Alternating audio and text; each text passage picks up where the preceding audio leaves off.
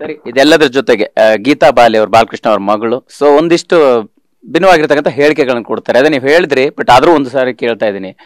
ಅಂದ್ರೆ ಅವರಿಗೆ ಅನುಕೂಲ ಆಗುವಂತ ಸಂದರ್ಭ ಬಂದಾಗ ಅಭಿಮಾನಿಗಳ ಜೊತೆ, ಇನ್ನೆಲ್ಲೋ ಅನುಕೂಲ ಆಗುತ್ತೆ ಅಂದ್ರೆ ಕುಟುಂಬ ಜೊತೆ, ಅದನ್ನ ಹೆಂಗ್ ಕನ್ಸಿಡರ್ ಮಾಡ್ತೀರಾ? ಅವರು ಕೂಡ ನಾನು ಅಭಿಮಾನಿಗಳ ಜೊತೆ ಇದ್ದೀನಿ ಅಂತಾನೆ ಹೇಳ್ತಾರೆ. ಅವರಿಂದ ಈ ಸಾಧ್ಯತೆ ಇದೆಯಾ ನಿಮಗೆ ಜಾಗ ಕೊಡಕ್ಕೆ?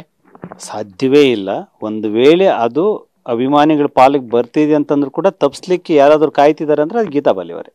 ಯಾಕಂದರೆ ಅವರು ಅಷ್ಟೆಲ್ಲನೂ ನಡೆ ನುಡಿ ಸರಿಯಾಗಿ ಇಟ್ಕೊಂಡಿಲ್ಲ. ಅವರು ಹೇಳೋದೊಂದು ಮಾಡೋದೊಂದು.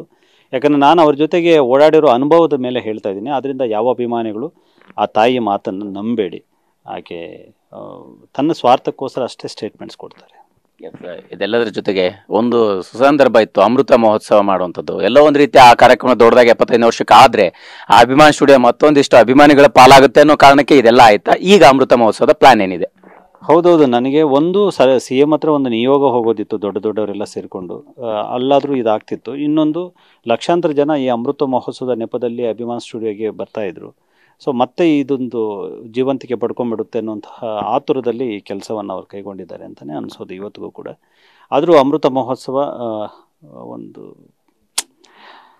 ಆಗಲೇಬೇಕು ಅವರ ಹೆಸರಲ್ಲಿ. ಯಾಕಂತಂದರೆ ಎಲ್ರಿಗೂ ಆಗಿದೆ, ಅವರ ಹೆಸರಲ್ಲಿ ಒಂದು ದೊಡ್ಡ ಕಾರ್ಯಕ್ರಮ ಆಗಬೇಕು. ಅದನ್ನು ನಾವು ಎಲ್ಲ ಸೇರಿನೇ ಮಾಡಬೇಕು ಅಂತ ಅಂದ್ಕೊಂಡು ಇದ್ದೀವಿ. ಆದರೆ ಅಭಿಮಾನಿಗಳಿಗೆ ಸಂಭ್ರಮಿಸೋಕ್ಕೆ ಒಂದು ಕಾರ್ಯಕ್ರಮ ಆಗಲೇಬೇಕಲ್ವ. ಅದನ್ನು ಸಣ್ಣದಾಗಾದರೂ ಮಾಡ್ತೀವಿ, ಬಟ್ ತುಂಬ ಚೆನ್ನಾಗಿ ಮಾಡ್ತೀವಿ ಇಡೀ ಚಿತ್ರರಂಗವನ್ನು ಒಗ್ಗೂಡಿಸ್ಕೊಂಡು. ಫೈನಲಿ ಸರ್, ಪುಣ್ಯಭೂಮಿ ಉಳಿದ್ರೆ ಮೈಸೂರಿನ ಸ್ಮಾರಕ ಹೊಂದಿರುತ್ತೆ. ಸೊ ಈ ಒಂದು ದರ್ಶನ ಕೇಂದ್ರ ಇದನ್ನ ಹೇಗೆ ಅಭಿವೃದ್ಧಿ ಮಾಡುವಂಥದ್ದು, ಇಲ್ಲಿ ಹೇಗೆ ಅಭಿಮಾನಿಗಳಿಗೆ ವ್ಯವಸ್ಥೆ ಮಾಡುವಂಥದ್ದಾಗುತ್ತೆ? ಒಂದು ವೇಳೆ ಪುಣ್ಯಭೂಮಿನೇ ಮರಳಿ ಪಡೆಯುವಂಥ ಪ್ರಯತ್ನ ಜೀವಂತವಾಗಿ ಇರುತ್ತಾ ಅಂತ? ಪುಣ್ಯಭೂಮಿಯನ್ನು ಖಂಡಿತವಾಗ್ಲೂ ಉಳಿಸ್ಕೊಳ್ಳೋ ಪ್ರಯತ್ನ ಮಾಡ್ತೀವಿ. ಸೊ ಪುಣ್ಯಭೂಮಿಯ ಮಹತ್ವ ಅದು ಬೇರೆಯೇ. ಅದ್ರ ಜೊತೆಗೆ ಭಾವನಾತ್ಮಕ ಸಂಬಂಧ ಇದೆ. ಅದೊಂದು ಗುಡಿ, ಅದೊಂದು ನೆಮ್ಮದಿ ಕೇಂದ್ರ, ಪ್ರಾರ್ಥನಾ ಕೇಂದ್ರ. ಎಷ್ಟೋ ಜನರಿಗೆ ಅಲ್ಲಿ ಬಂದು ಹರಕೆಗಳನ್ನು ಹೊತ್ಕೊಂಡು ಹೋಗೋರು ಇದ್ದಾರೆ. ಅದು ಬೇರೆಯೇ. ಅದಕ್ಕೆ ಯಾವುದನ್ನು ಹೋಲಿಸಬಾರದು. ಸೊ ಇದು ಬೆಂಗಳೂರಲ್ಲಿರುವಂತಹ ಅಭಿಮಾನಿಗಳು ಎಲ್ಲಿ ಹೋಗಿ ಆಚರಿಸಬೇಕು ಅನ್ನೋಂಥವ್ರಿಗೆ ಒಂದು ದರ್ಶನ ಕೇಂದ್ರ, ಧ್ಯಾನ ಕೇಂದ್ರ ಆ ಥರದ್ದೊಂದು ಮಾಡ್ತಾಯಿದ್ದೀವಿ ಸಿಂಪಲ್ಲಾಗಿ. ಅದು ಬಿಟ್ಟರೆ ಬೇರೆ ಇನ್ನು ಏನೇನು ಮಾಡುವಂಥ ಪ್ಲಾನ್? ಅಲ್ಲಿ ಒಂದು 25 ಅಡಿದು ಒಂದು ಪುತ್ಥಳಿ ಮಾಡ್ತಾಯಿದ್ದೀವಿ. ಜೊತೆಗೆ ಒಂದು ಲೈಬ್ರರಿ ಮಾಡ್ತಾಯಿದ್ದೀವಿ, ಒಂದು ಉದ್ಯಾನವನ ಇರುತ್ತೆ. ಅವ್ರ ಸಿನಿಮಾಗಳದ್ದು ಒಂದಷ್ಟು ಗ್ಯಾಲರಿ ಥರ ಮಾಡ್ತಾಯಿದ್ದೀವಿ. ಇದೆಲ್ಲ ಕೂಡ ಇರುತ್ತೆ.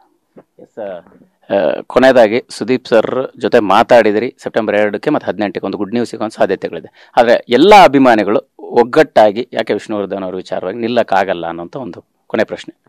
ಇಲ್ಲ, ನಾವೆಲ್ಲರೂ ಒಗ್ಗಟ್ಟಾಗಿದ್ವಿ. ಯಾರೋ ಒಬ್ಬ ಅಭಿಮಾನಿ ಕೂಡ ನಮ್ಮ ಪುಣ್ಯಭೂಮಿ ಬೇಡ ಅಂತ ಹೇಳಿದ್ದನ್ನು ನೀವು ತೋರಿಸಿ ಇಲ್ಲ.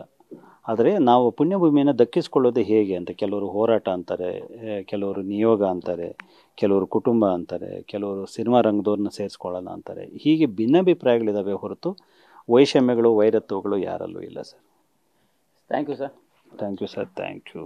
ಎಸ್, ಇದಿಷ್ಟು ವಿಷ್ಣು ಸೇನಾ ಸಮಿತಿಯ ಅಧ್ಯಕ್ಷರಾಗಿರ್ತಕ್ಕಂತಹ ವೀರಕಪುತ್ರ ಶ್ರೀನಿವಾಸ್ ಅವರ ಮಾತಾಗಿರ್ತಕ್ಕಂಥ ಪುಣ್ಯಭೂಮಿನ ಉಳಿಸ್ಕೊಳ್ಳೋ ನಿಟ್ಟಿನಲ್ಲಿ ಹೋರಾಟಗಳು ನಡೆಯುತ್ತೆ. ಬಟ್ ಅಭಿಮಾನಿಗಳಿಗೋಸ್ಕರ ಒಂದು ದಾರ್ಶನಿಕ ಕೇಂದ್ರವನ್ನು ಮಾಡುವಂಥ ನಿಟ್ಟಿನಲ್ಲಿ ಪ್ರಯತ್ನಗಳಾಗ್ತಾ ಇದೆ ಅನ್ನುವಂಥದ್ದು. ಕ್ಯಾಮ್ರಾ ಪರ್ಸನ್ ಉಲ್ಲಾಸ್ ಜೊತೆ ಮಾಲ್ತೇಶ್ ಜಗ್ಗಿ, TV9 ಬೆಂಗಳೂರು.